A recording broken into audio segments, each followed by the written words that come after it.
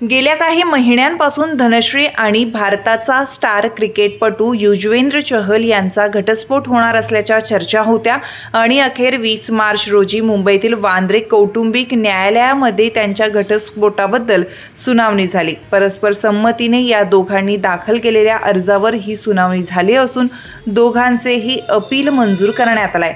4 वर्ष आणि 3 महिन्यांनी या जोडीचा घटस्फोटावर शिक्कामोर्तब करण्यात आलाय।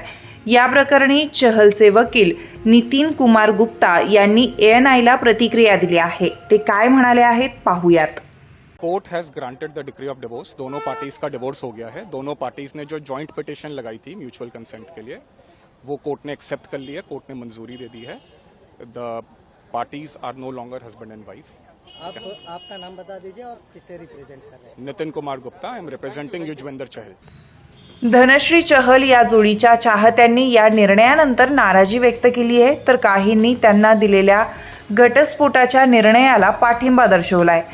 गुरुवारी युजवेंद्र चहल आणि धनश्री वर्मा 12 वाजण्याच्या सुमारास वांद्रे कुटुंब न्यायालयात घटस्फोटाच्या सुनावणीसाठी पोहोचले होते। त्यांचे काही व्हिडिओ आता सोशल मीडियावर व्हायरल होत आहेत। बुधवारी मुंबई उच्च न्यायालयाने कौटुंबिक न्यायालयाला निर्देश दिले होते की या प्रकरणी 20 मार्च रोजी सुनावणी करण्यात यावी।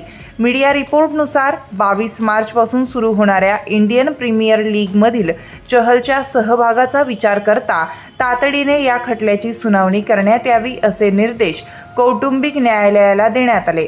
चहलने धनश्रीला 4.75 कोटी रुपये पोटगी म्हणून देण्याचं मान्य केलं होतं, परंतु सुनावणीच्या वेळी त्याने फक्त 2.37 कोटी रुपये हस्तांतरित केले होते।